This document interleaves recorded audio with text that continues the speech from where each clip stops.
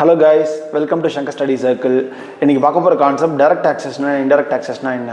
எக்கனாமிக்ஸில் வந்து நீங்கள் படிப்பீங்க இல்லையா, டாக்ஸ் ஸ்ட்ரக்சர் பற்றி, டாக்ஸேஷன்ஸ் எல்லாம் பற்றி படிப்பீங்க இல்லையா. டாக்ஸஸ்லாம் எப்படி வாங்கணும் அப்படிங்கிறதுக்கு எக்கனாமிக்ஸில் ஒரு கான்செப்டே இருக்குது. பேர் கேனன்ஸ் ஆஃப் டாக்ஸேஷன் பேர். அந்த கேனன்ஸ்னால் பிரின்சிபல்ஸ் அப்படின்னு அர்த்தம், வேறு ஒன்றும் இல்லை. அந்த பிரின்சிபல்ஸை ப்ரப்போன் பண்ணது யார் அப்படின்னா ஆடம் ஸ்மித்னு ஒரு எக்கனாமிஸ்ட். அவர் நம்ம என்ன சொல்கிறோம் அப்படின்னா ஃபாதர் ஆஃப் மாடர்ன் எக்கனாமிக்ஸ் அப்படின்னு அவர் நம்ம சொல்கிறோம். ஸோ டாக்ஸஸில் வந்து ப்ரிடாமினெண்ட்டாக 2 டைப்ஸ் இருக்குது. டைரக்ட் டாக்ஸஸ் அப்புறம் இன்டெரக்ட் டாக்ஸஸ். டைரக்ட் டாக்ஸ்னா என்ன, இன்டெரக்ட் டாக்ஸ்னா என்னன்னு ஒரு எக்ஸாம்பிள் சொல்லி உங்களுக்கு சொன்னால் ஈஸியாக புரிஞ்சிடும். டைரக்ட் டாக்ஸ் என்ன தெரியுமா? டைரக்ட் டாக்ஸ்க்கு எக்ஸாம்பிள் வந்து இன்கம் டேக்ஸ். இப்போ இன்கம் டேக்ஸ் வந்து நம்ம எல்லாரும் பே பண்ணுவோம் இல்லையா. நம்ம எவ்வளோ இன்கம் நமக்கு இருக்கோ அதுக்கு தகுந்த மாதிரி நம்ம டேக்ஸ் பே பண்ணுறோம் இல்லையா. யார் மேலே அந்த டேக்ஸ் விதிக்கப்பட்டிருக்கோ அவங்க தான் டைரெக்டாக அந்த டேக்ஸை பே பண்ண முடியும், மற்றபடி யாரும் பே பண்ண முடியாது.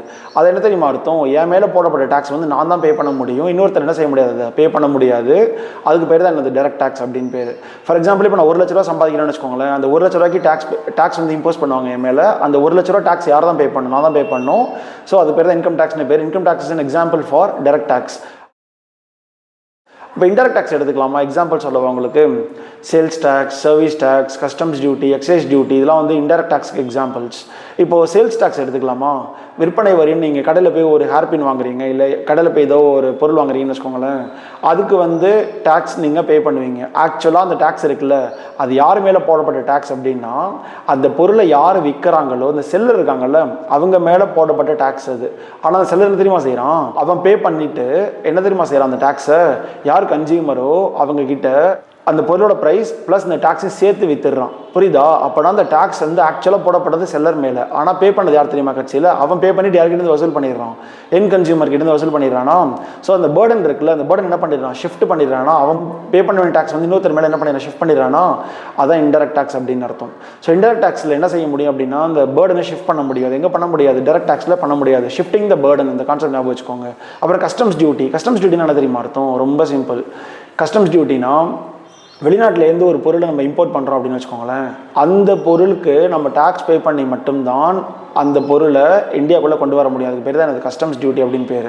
இப்போ நீங்கள் ஒரு டிவியே வாங்கிட்டு வரீங்கன்னு வச்சுக்கோங்க வெளிநாட்டிலேருந்து, அந்த டிவிக்கு டேக்ஸ் பே பண்ணி மட்டும்தான் ஏர்போர்ட்லேருந்து நீங்கள் எடுத்துகிட்டே வர முடியும் இந்தியாவுக்குள்ளே. எக்ஸைஸ் டியூட்டி என்ன தெரியுமா அர்த்தம்? இப்போ லிக்கர்ஸ் எடுத்துக்கோங்களேன். லிக்கர்ஸ் வந்து மேனுஃபேக்சர் பண்ணுறாங்களா இந்தியாவில்.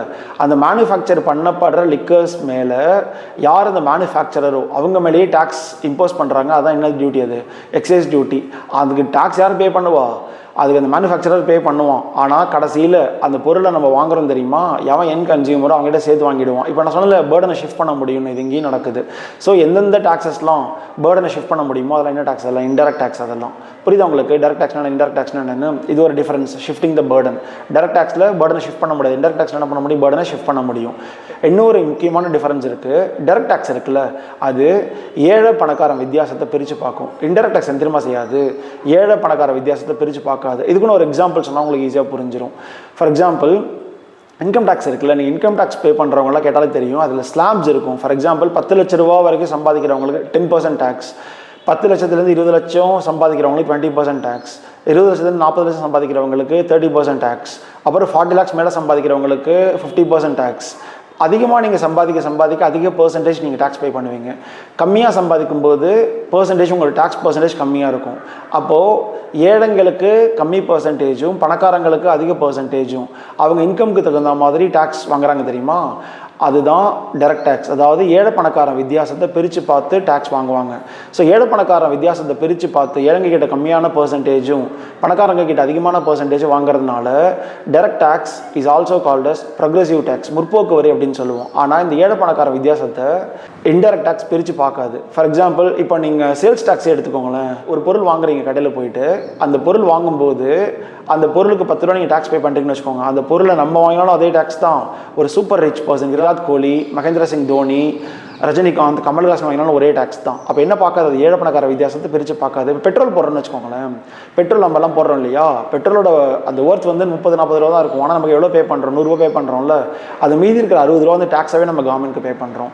நாம் 1 லிட்டர் பெட்ரோல் போட்டாலும் அதே 60 ரூபா டேக்ஸ் பே பண்ணுவோம்.